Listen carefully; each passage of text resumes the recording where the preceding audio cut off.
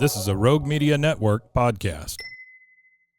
Welcome, everybody, to Teach Me Pokemon, the podcast. I'm your host, Cory, and along with my co-host, Jared, we're best friends, been playing Pokemon for a very long time.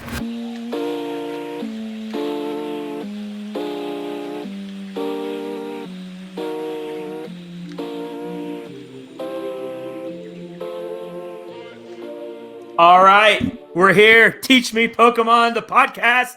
Had a little technical difficulty getting going, but we're here. Cory, Jared, Cory live from Colorado. I'm in my beautiful studio here, Jared. Here at the mountain regions. Yeah, the mountain regions. In honor of Tord, I have Buffalant behind me here on the wall. So I'm repping. Shout out to the Dusky Grouse coffee shop here in Steamboat Springs. Yeah. New sponsor of the podcast. Jared, what are we doing? What's up, man? What's going on? Oh, a lot of Pokemon has happened, and there's a lot of Pokemon coming up. Like, we're starting to see some things come to fruition that we talked about at Worlds, but just weren't really there. Yeah. And saw little hints of at Baltimore, but Cory, I'll tell you what, it's just a Dusknoir world, and we're just living in it. It is a Dusknoir world. He's here. He's in your bedroom because he's a ghost Pokemon. He's in your Pokemon decks. I mean, where is Dusknoir not right now, Jared? That's a fair question. What I can't decide is, what is he? Is he the feature of the deck? I don't think he's a support Pokemon because he does so much damage. What is he? Before I answer that, can you hear me okay if I lean back with my mic like this? Oh, absolutely. This is my casual setting. You know what? He is he's a support Pokemon. I mean, you go to Limitless, Jared. He's not the first icon when you look at the decks, right? He's always second. Dragonpult, Dusknoir. Palkia, Dusknoir. Terrapogos, Dusknoir. So until we see the Dusknoir deck that's all Dusknoir, he's a support Pokemon. I just don't know, because I feel like you always make the argument that it's like, well, it's a comfy deck. It's a comfy deck. It's not a lost ball. It's a comfy deck. And I feel like that's what we're living in here. It's like, this thing is everywhere. Yeah. And it's really, really strong, and people are figuring out finally how to utilize it really, really strongly. Comfy does all the heavy lifting. That's why it's a comfy deck. Dusknoir just comes in. He's like your uncle. He's like your uncle that just drops by and your kids just love him because he's there for Thanksgiving, and then he's gone. He's like, see ya, Uncle Bud. Like, he pops in, he does his thing, and he leaves. And the dishes aren't done. It's no help whatsoever. He teaches your kids a bad word, and then he's just out. And you're like, where did Uncle Bud go? And that's the same with Dusknoir. Comfy's mom and dad. Comfy's drawing cards. Comfy sets the table. Comfy gets all the Lost Zone cards in the Lost Zone, so you can actually start doing things. Like, without Comfy, nothing works. Dusknoir, he's just there. He's popping by. He literally goes away, Jared. Like that example couldn't be more better, because he does his thing, drops damage counters, and your opponent takes a prize. Maybe you take a prize. Who knows? It's all good. That's Dusknoir. Uncle Bud. My gosh, that's too freaking much, man. Well, what a great intro into the two tournaments that we had to cover. We obviously had our bigger tournament in Dortmund, Germany, and then a smaller regional tournament in, I'm going to say, Joinville. I know that's probably not the correct way to pronounce it. That's what I'm going to call it. But no, our other tournament, there's no way that is. There's no way. I don't but it's Portuguese. I don't know what the rules are in Portuguese. Yeah, just say Joinville. I think we'll be fine. We'll ask the Cifuentes family how you actually pronounce it. That's sure. Now, they're close enough. They're close enough. That's right. Yeah. But let's start there, because once again, a Chilean player is abroad and gets the dub on foreign soil. Like, Chile is the Pokemon hotspot right now. I'm just saying. You got Worlds winner in Chile, and then they march into Brazil and they get a first, they get a ninth, and then our boy Marco, not far down there, sitting at a 17th finish. You took the words out of my mouth. I mean, I was going to bring up Marco. I think he has to be the second best player in his house right now. And so that's a little frustrating. So here we go playing Dragapult, which I don't know how you want to go about how we're going to do this, but I mean, I think Dragapult probably with the addition of Dusknoir has got to be the best deck in the format right now. I mean, I know you look at it in Brazil, you're going to tell me, Cory, where's your Dragapult? And I hear you, but I just think it can combat everything really well right now. And you have to answer it. And so I just think paired with the Dusknoir, it's just too strong. But I don't know where we're going. I don't know how you want to dance. I would love to start talking and see some things about what we see move from our smaller tournament in Brazil, go to our larger tournament in Germany. So start with Brazil. I got you. So okay. Yeah, like looking at our day 2, what we're kind of hanging out with here is Charizard number 1, Raging Bolt number 2. That feels very standard for what I would see out of a Latin American tournament. High damage, high output, still a lot of strategic play. And then you see the new kid on the block coming in there. Yeah. Can I say something? Did I say Charizard was the number 1 deck in day 1? Didn't I say that last week? I think you said day 1, but we're looking at day 2 right now. We're looking at that day 2 right now. Dang it. Okay, sorry. All right, continue. So let's talk about that. Like, because we did see a lot of Raging Bolt in both tournaments. Do you think, my first question to you is, do you think people were watching what was happening in Japan? Sorry, I was thinking of another, but yes, I think they were, because like we said last week, and we've said this in prior weeks, especially when Japan had the only tournament before NAIC, like that just was the only tournament for people to get any information on. So I think of course they watched, but I think Raging Bolt is also a deck where if you're just like not sure what you want to run, but you want to make sure you have a decent showing, go on Raging Bolt, right? Because that's got to feel like one of the more consistent. It's a consistent deck. I know you might say, well, if you don't get the Setas, it's not. But I think it's consistent, and you can set it up, right? That's probably the biggest thing out of all of these decks is like Lugia requires setup. Even anything with a Dusknoir, that is a stage 2 Pokemon at the end of the day. Anything with a Pidgeot is a stage 2 deck. Raging Bolt's like everything basic. And it just feels like a very quick deck that no matter what, it's I don't know how many times you've played against a Raging Bolt deck, Jared, on live. It always gets somewhat set up. Oh, like, yeah. It never just like starts Bolt, Raging Bolt, and attach energy pass. Never. So I think that's coupled with its success in Japan. I think people were just like, hey, give me something consistent. And so I think that's why. No, I think that's really fair. But what I think is more surprising here is just kind of the differences in what we're seeing between the two tournaments. But we'll get there. No one's surprised to see Charizard. Charizard is very strong right now with Briar, with Dusknoir. Nothing super crazy here. The thing that we have to talk about is what we're seeing out of Terrapogos, right? Yeah. That was the big question coming into these tournament. We finally get Stellar Crown unlocked, fully loaded. What is that going to look like? And it was very present in Dortmund, but still had a great showing here. So after seeing the results, what are you thinking?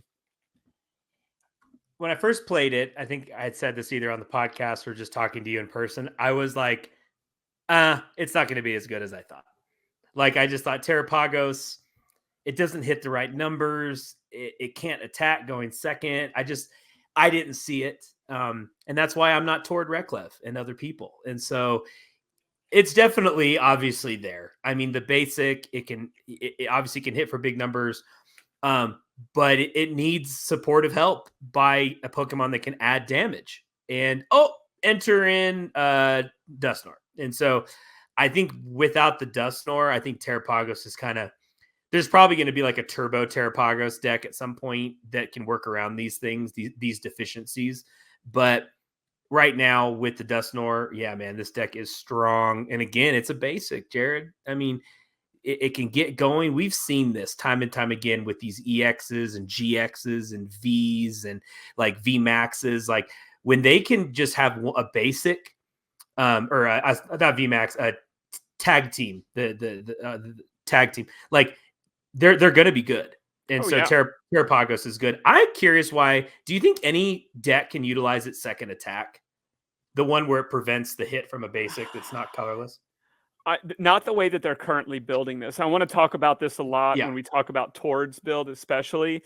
But Sure. no one is equipping for any of that. These decks run 4 DCEs, Mm-hmm. and they're just running through cards. They're using their resources on their bench to find what they need to find. Yep. And that's just what they do. And we'll talk about this a lot when we get to Tord's deck, but I think that was part of its downfall.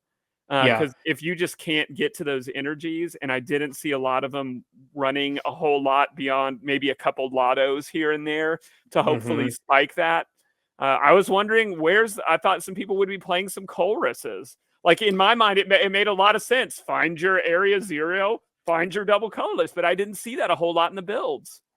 Yeah, and it is surprising too, because you could also the owl, knocked owl. Yeah, you knocked out. Go get it. You could knocked owl for the chorus, and you could grab stadium and DCE, and you'd be cooking. Yeah. But I'm looking at second place finish here. Is it Gio? What was Giovanni? And Giovanni didn't have. I mean, yeah, he didn't have any other ability to get that double colorless except for that one energy lotto. Yep. So now the Jared, they have Pidgeot, right? So Pidgeot can get anything. Absolutely. So absolutely, it can get anything. Absolutely, you set the Pidgeot up, you're golden. You're golden. But yeah, man. I mean, a second place finish. What was it? A fourth place finish, ninth place finish. I mean, Terrapogos, Dustnor. What's the name for this deck? I don't know. Terrador or Terranor. I don't know. I don't have it good. I don't have one either. But yeah, man, it's there, dude. I mean, 3 of the top 9 decks in a very. I know Brazil had like 700 players in Masters, so I know that was much smaller than Baltimore and Dortmund. But these are good players. I mean, Latin America has quality over quantity, and so. For 3 of the top 9, Terrapogos, Dustnor. I think it's quick. The Dustnor can snipe with it killing itself. I mean, there's just a lot of cool ways that they can play this deck with the Dustnor. I totally agree with you. I want to point out 3 other things that are just specific tournament things. Super curious how an Iron Thorns snuck into 5th here, because Iron Thorns does not want to see Terrapogos. Like it wants nothing to do with that deck, because knocked Owl's going to get around it. The only thing it's really stopping is the Pidgeot. Well, can we talk about this for a second? Because my pick. Do you remember my pick to win this tournament in Brazil, Joinville? Do you remember who I said last week? Didn't you say Lugia? Didn't you pick it? No, the player. No, I don't remember. You said who did I say? You don't remember? I don't remember. William Acevedo. I said William. He's gonna take Charizard. He's gonna win this thing. William was on Terrapogos. Okay, he was cooking. He got to round 9, and then he had 2 straight ties, which knocked him out of contention for top 8. You know what he tied against in both rounds? Iron Thorns. That's crazy. So, but I'm with you, Jared. I don't see it. And if maybe our listeners are like yelling at their podcast player right now, they're like, Cory and Jared, you're crazy because the Pidgeot is so key, which it clearly is. But I feel like if Pagos, can I call it Pagos? Call it Pagos. If Pagos can get the stadium out and can start smacking for 2. What would that be? 240. Well, but double colorless. So then you got to take it down to 220. That's a good point. It can't one-shot, but you could get the Dustnors in play, and then you're one-shotting. So I don't know how it lost. I don't know either, unless he just had really bad starts, Acevedo. But yeah, dude, the Iron Thorn's creeping up. I mean, I think, well, you know what, Jared? Can I check one thing here while you ask Absolutely. me that? While you're checking that, I just also want to throw out. I think the play, the deep meta play of the tournament, was Cloth Electrode, because it just perfectly counters two of the biggest decks right now. Mm. Like it Because of the weakness, Yes, or what? because of the Yeah. weakness. This was like the perfect weakness play. Because what? Let's look here. Cloth is taking care of Snorlax. It's taking care of Iron Thorns. It's taking care of Terrapogos. It's taking care of so many different things. So many different. Electrode, go hit your Charizard. And then because it's a 2-prize, 1-prize deck, this just seemed like a menace to be going up against. I know it didn't have a big meta share. That one stuck into second. But I mean, we're going to talk about Goldingo when we look at Dortmund, and I'm going to say the same thing. Great meta play right now. I personally believe. You think so? I do. I really like. do. You think people should play it, or do you think it's not going to do well? Like, you really think Goldingo is enough of the meta? Like people are like scared of it. I think no, you shouldn't be scared of it, but I think it gives you a real shot and it offers real consistency. Same thing with Cloth Electrode. Like, it doesn't have the same engine that Goldingo does, but man, it can get off running very quickly on you, very, very quickly on you, and scarily for very little energy. So I think these are the decks that people are looking at with a handful of other ones saying, oh, it's probably time, because Reggie Drago's fallen off. Like, that's my other takeaway here is, like, I'm looking at the Reggie Dragos. It doesn't seem to have the answers necessary to compete in this meta in either region right now. We had 13th, 14th, and 18th for Reggie Drago. Yeah, in Brazil, but then not one in the top 8 in Dortmund. Well, that's true. We're not at Dortmund yet. We'll get there. I'm just saying. Sure. I'm seeing it fall off. I'm seeing its play rate fall off, and it may have just been that trendy deck unless we see another Dragon Pokemon pop up.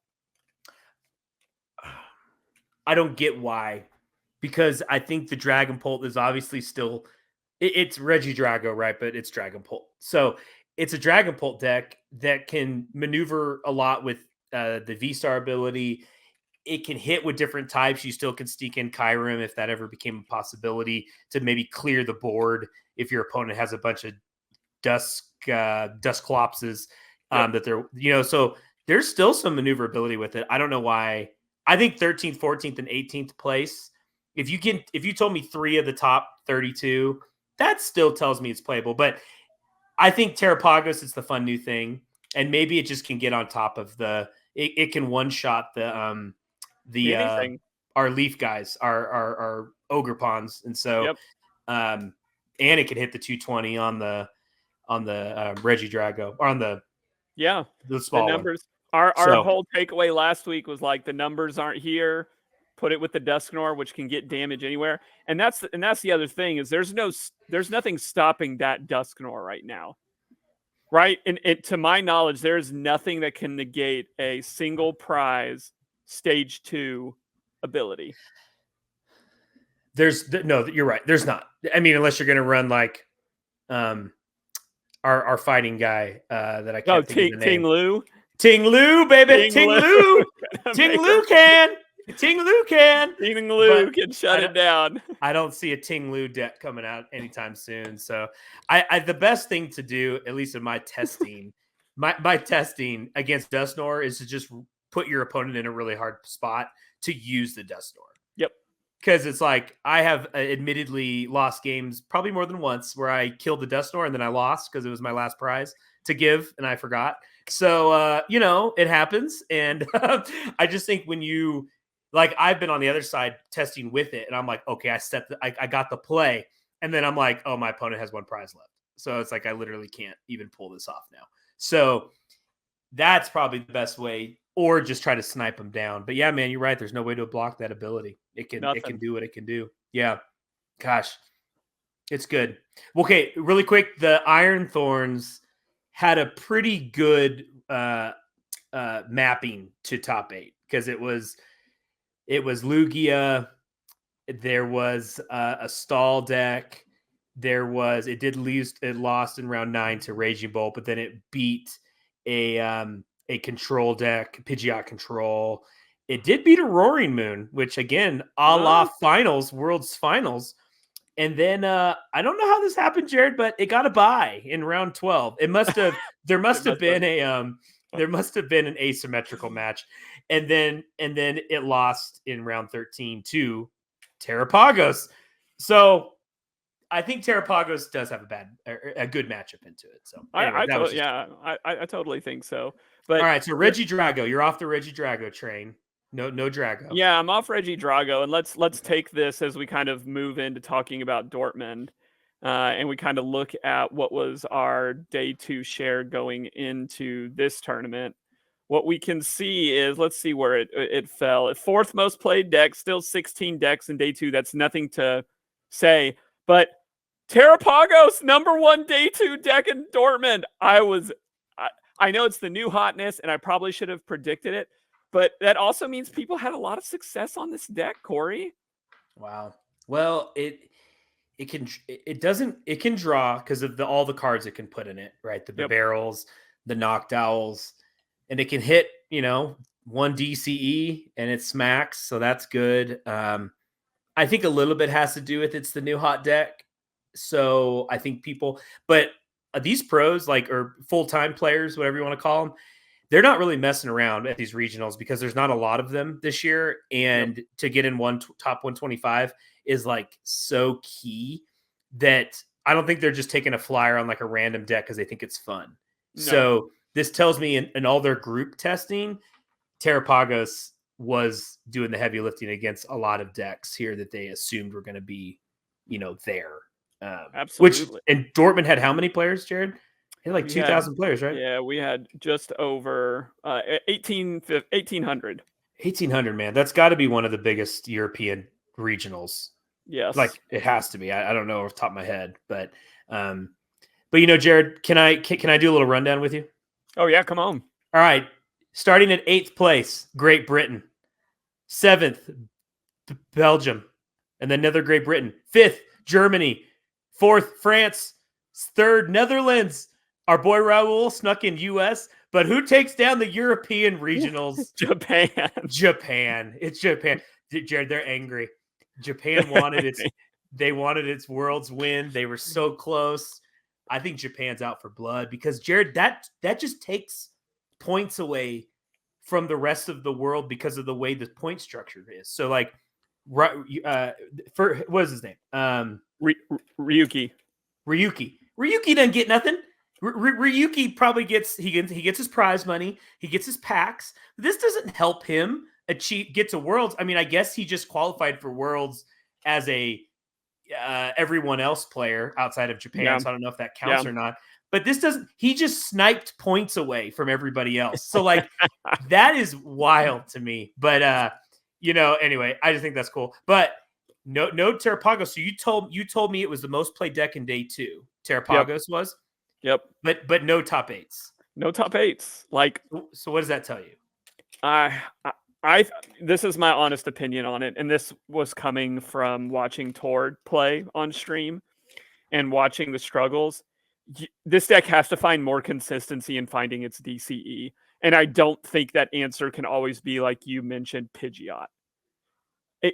I would make a case for the Colress.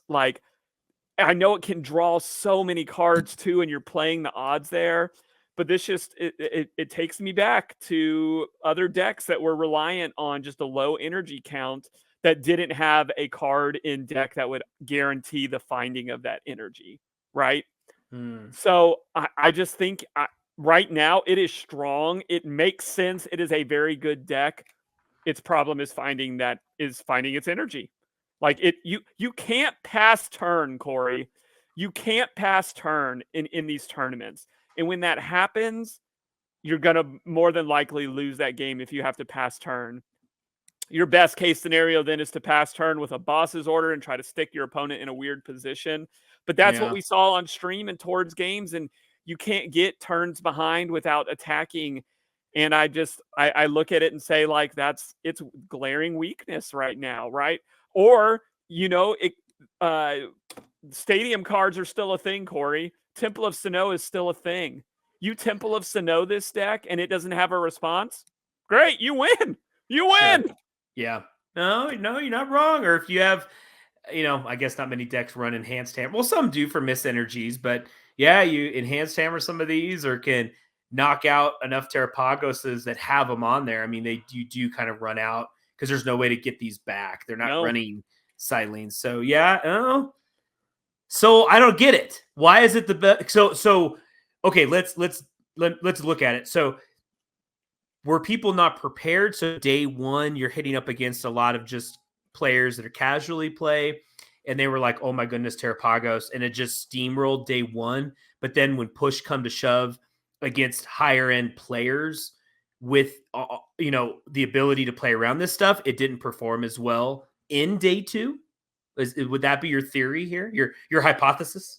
I guess. I mean, it can still run into some pretty mean matchups, but my answer has to be yes, because you have a self-finding system in here with the Rotom. The Bouffalon is doing so much for you, turning your, how much health does this thing have? Is this a 230? Yeah, 230 into a 290 in essence. And we saw that in Tord's deck.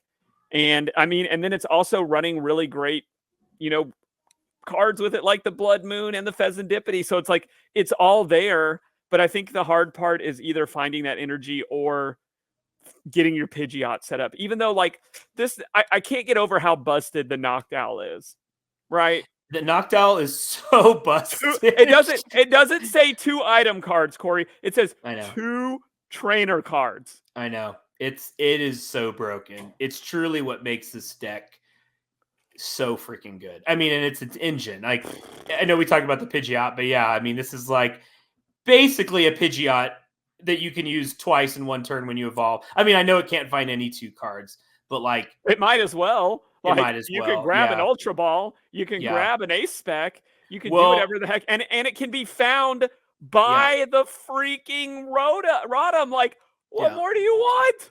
I know, but you can't do it all in the same turn. Correct. Though. You can find the Rotom or you can find the Noctowl, but then they could Iono you or something. But I know what you mean. Okay, so I just looked. I didn't look through. I think I looked through the top 7 Terrapogos decks at Dortmund, top 7 finishers. Only Tord had the Bouffalons. So is that the best way to run it? I know Tord, he gets a pass because Tord can do whatever he wants. But is that the best way to run this deck? We thought it was. If you go back 2 episodes ago, or whenever we started talking about Stellar Crown, you and I thought the Bouffalon was awesome in this. So either Tord listens to our podcast and goes off of us, which Tord, maybe you do, or second, we just saw the same thing he did. I think it does. Hear me out. I'm going to talk deck specific. Look at the numbers into a Raging Bolt. 5 energy have to come off a Raging Bolt or your associated Pokemon to get the knockout, because it is at 290. A fully healthy Terrapogos is going to force 5 energy to be discarded off a Raging Bolt deck. That's big time compared to 4 energy. That completely changes the game. Let's talk about Charizard. At 3 prizes, the Charizard doesn't knock you out, but it does at 4. That gives you some Dusknoir play. So that's interesting. Let's talk about what else can we talk about that would make this a not fun? Well, the Palkia at 260. Well, Palkia gets more on the bench now too, so maybe that's a bad example. But 260 wouldn't knock it out because you would be resistant to damage there. No, the Reggie Drago can't get you with using Giratina. Like there's and it's so harder.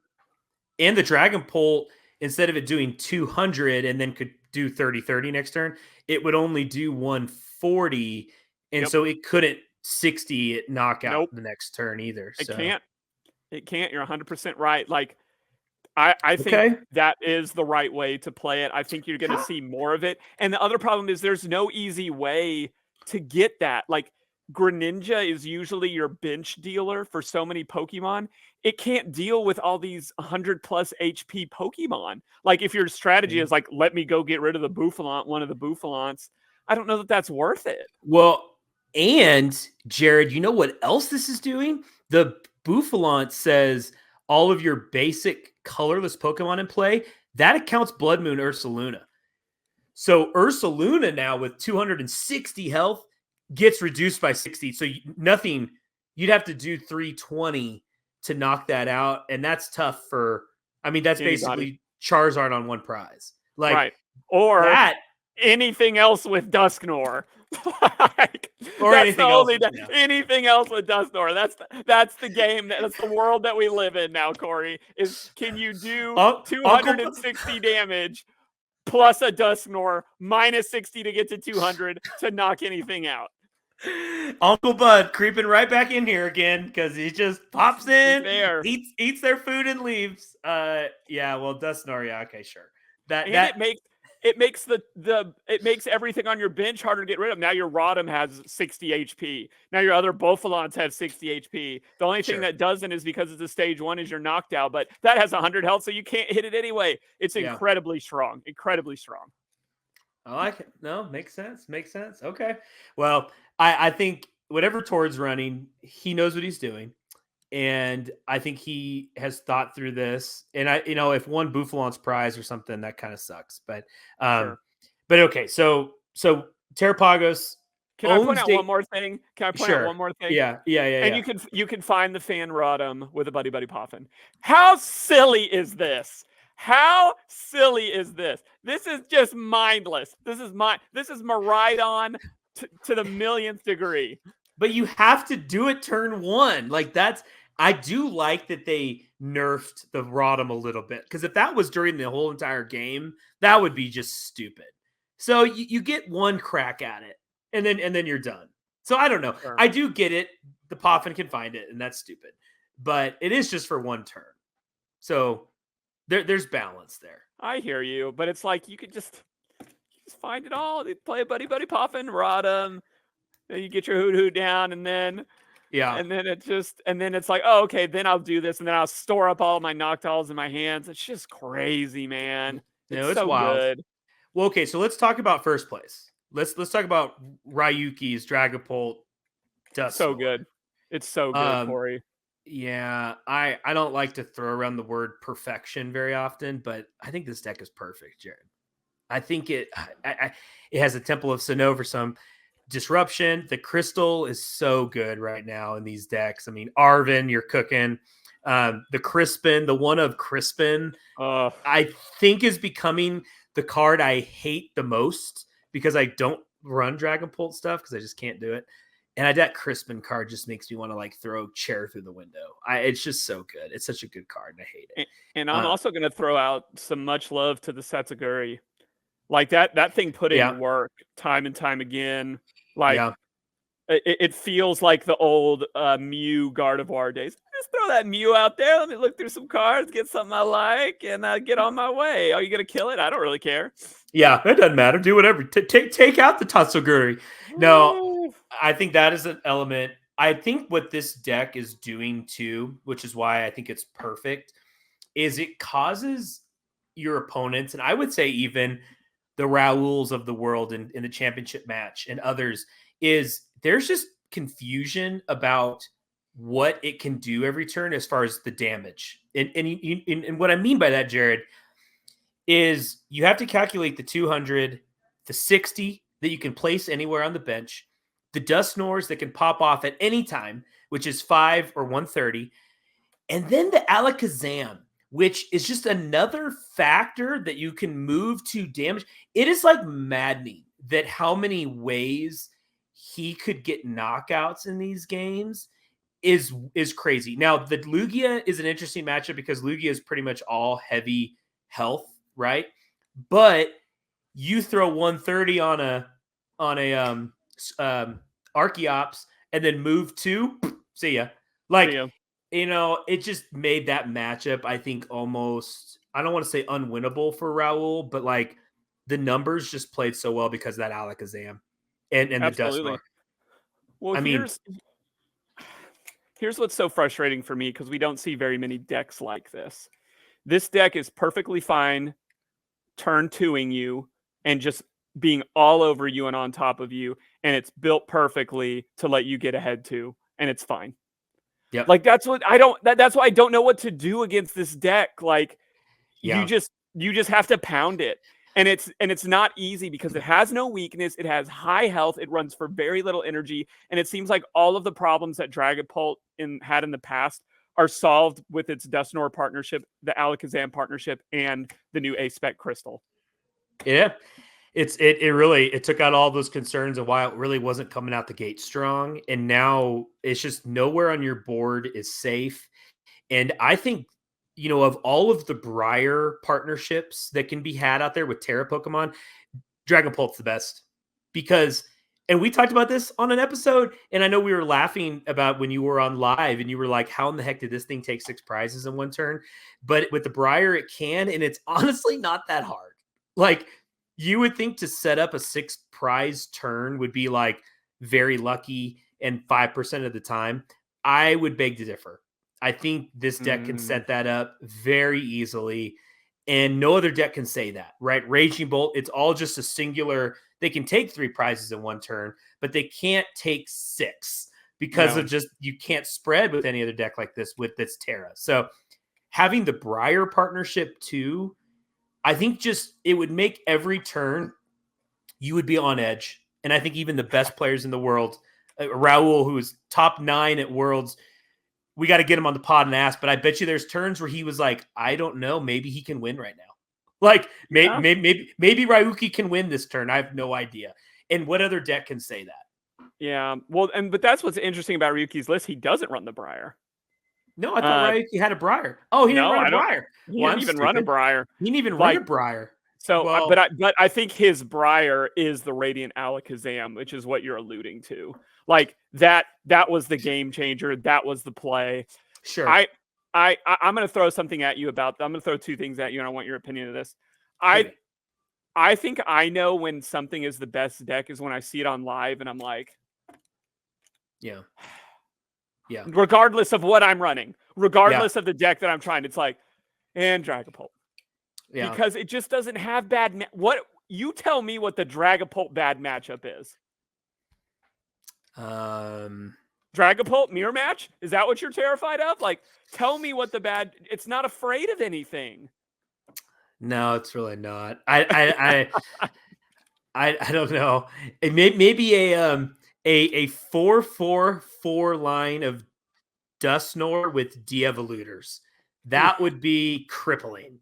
I run that deck because maybe that gets the job done.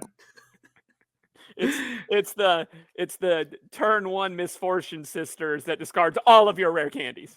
Yeah, that's true. Get at the rare candies. That's scary. That could be they scary. Actually, Jared, they don't care. They're like, fine, I'll put the Draga, whatever, the middle guy, so I can draw cards. Yeah, they don't care. But it's so dirty. And to me, Ryuki's build, it feels like Gardevoir, Cory, but better.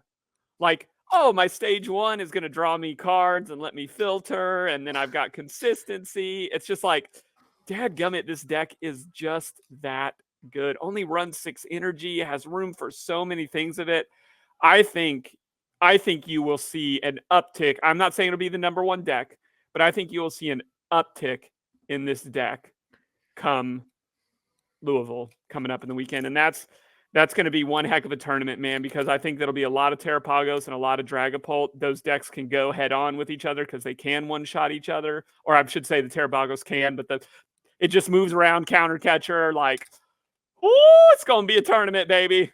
It's going to be wild. It's going to be wild. Can't wait because somebody else, 2 other people are going to be there, which I don't know who they are, but maybe it's us. I don't know. Yep. So running Dragapult Dusknoir, Jared, are we going to run it? we gonna be the meta. We will talk about this a little bit last week. We'll hint about what we're going to run, but I do not like running Dragapult. It is not enjoyable to me. I couldn't do it for 8 rounds. I want no part of it. So sure. Okay. I'll see you there, Dragapult. I'll see you there. With all my techs, and I don't know what they'll be, but sure. I don't know how. Yeah, tell me what the tech is against Dragapult. I'll run it. Is it? I run Jamming Tower just to stick it to you so that you can never play your little crystal there. Is it? I don't know. I don't know what the answer is. Well, we'll figure it out. It only has 1 stadium, so maybe you're right. Maybe Jamming Tower's it. But, well, hey, shout out to Ryuki again for winning Dortmund, a very diverse top 8 there with Dragapult, Lugia, Golden Go, Palkia, Raging Bolt, Iron Thorns, and the one of the best decks I thought was fun was Miraidon, the ability to kind of be a Terrapogos diet version, maybe. I don't know what you want to call it. I like it.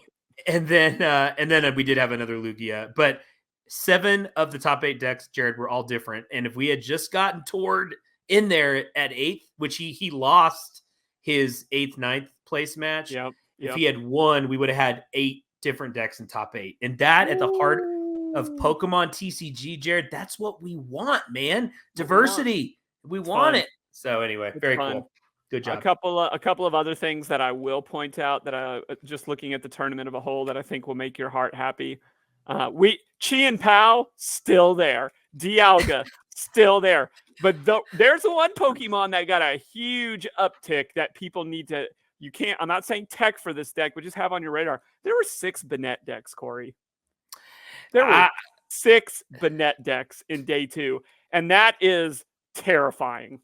It's terrifying because let's look at Ryuki's list real quick. Let's do my favorite count. How many item cards? 4, 8, 11, 14, 16, 18, 19, 21, 22, 20, 22, 20, 21. 21 item cards. You can't use any of them. So maybe item lock is the way to go, Jared. I don't know, man. Maybe. I don't know. We did not see a Banette deck finish 14th. Matus getting it done with the Gardevoir. But yeah, it's very interesting. And then always lurking in the back, had some Lost Box in there. Stahl is in a really weird phase of life right now. I feel like I don't know if it's the opportune time to bust that out, although it did have a high finish in Joinville. And then we see the highest finish for it. Here is where we seeing it at. In Joinville? In Dortmund. Where do we see our top finisher? Is it all the way down there in 32nd? Leon on Snorlax? Yeah, that was the top Snorlax. Yeah. And then I think there was a control of 40. Who was it? No, 34th. Yeah, Max. But yeah, it struggles right now because there's not many just auto win matchups. And most of these decks can find ways to get where they need to get to. So a little frustrating right now. We had a frustrating control committee meeting last week. Heading into these tournaments, we felt not very good, and it showed to be true. So we'll see. I feel like we've been watching. My second youngest son loves Cars 2.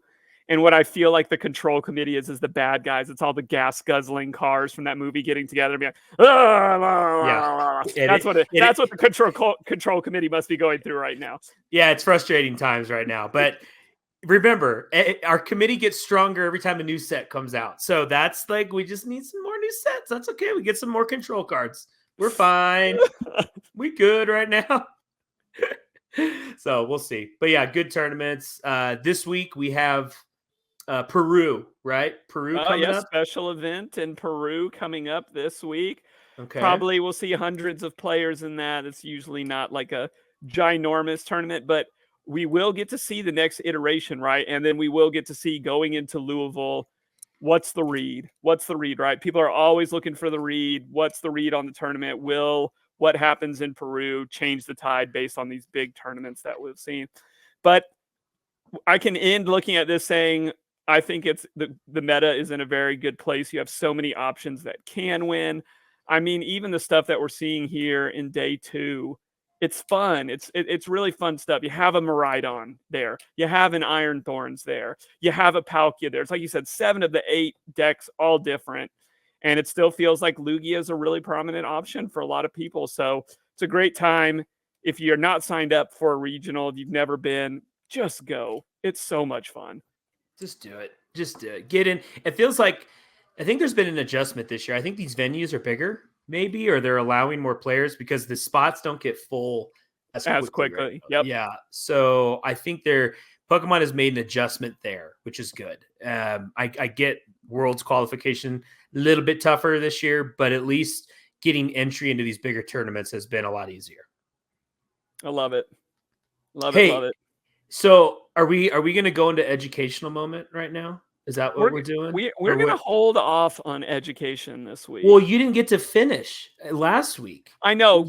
And we saw, I have another clip. I want us to get back to our clip, but I'm just going to stick with our education moment of breathing and we saw on stream again this week a few folks that just needed to chill. Yeah. And the caster saw it, the audience saw it, but it is just so hard, man, with thousands of people watching you on stream, people watching you on the audience, you're on display, to just stop and breathe. It's hard for me sitting at table 592, just breathing and playing and chilling out. So I can't wait until we pair up table 1. It'll be day 1. Table 1, round 8. And we're 7-0. And we're going to play it out. We'll play it out. We'll play it out. And we'll see how much breathing you do. Well, that's just what's hard, because you know my tell. If I'm sitting there and I'm chatting you up, I got nothing.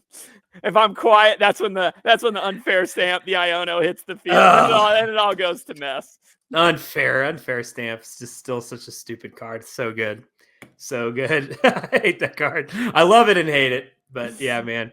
No, it was good to kind of see some more gameplay and to get in 2 regions that obviously Europe and Latin America, they coming, or they're already there. I think Peru, if I had to give a quick one, it probably, I'm going to stay with what I think Latin America is the best at. And that's Charizard Pidgeot. And I think William, get back on it, because you're good on other things. Get back on Charizard Pidgeot. William Acevedo wins Peru. Ooh, I'm going to take him. He'll be, Jared. William's going to be there. I'm going to surprise you. He's going to be wearing Teach Me Pokemon gear, and he's going to be our we're going to sponsor William. William, we're going to sponsor you. Let's go. So he's taking down Peru on Charizard Pidgeot. Oh, that's so funny. That's too good. Well, that's really all we got time for today. Super excited. If there'll be any type of stream of that, we'll be tuning in. We'll be looking at the results next week. Be sure to tune in next week. We have so much to talk about next week, especially because we're going to get to be at Louisville. If you're listening and you see us there, say hey. We'd love to shake your hand, say what's up, talk some Pokemon with you. We enjoy that a lot, getting to be a part of the Pokemon community, especially the competitive TCG scene, and to get to play alongside of a lot of people, most who are better than me. So don't get scared if you sit down across the table from me. Oh, be frightened. Be frightened. You have a sticker on the board at Murfreesboro at the card shop, right? I want a league. I want a league night. Yeah, you're fine. You're fine. And another thing, if you're a parent listening to this and you have a junior, you better be ready, because we have a junior playing too. We got our youngest member of the Teach Me Pokemon podcast, Elijah. You watch him. He's coming. He's coming. So you can't run from us in juniors or masters. We are looking for a senior. If you have a senior that wants to be sponsored, reach out to us. Teach Me Pokemon Podcast at gmail.com. That is Teach Me Pokemon Podcast at gmail.com. Or comment on the YouTube channel. There you go. That's too funny. How can we say that in the least creepy way possible? We want a competitor. We're looking for a competitor. All right. Jared, I'm Cory. You know what we're going to do? We're going to catch you later. You can find us at roguemedianetwork.com. Teach Me Pokemon Podcast. Come and dive with us.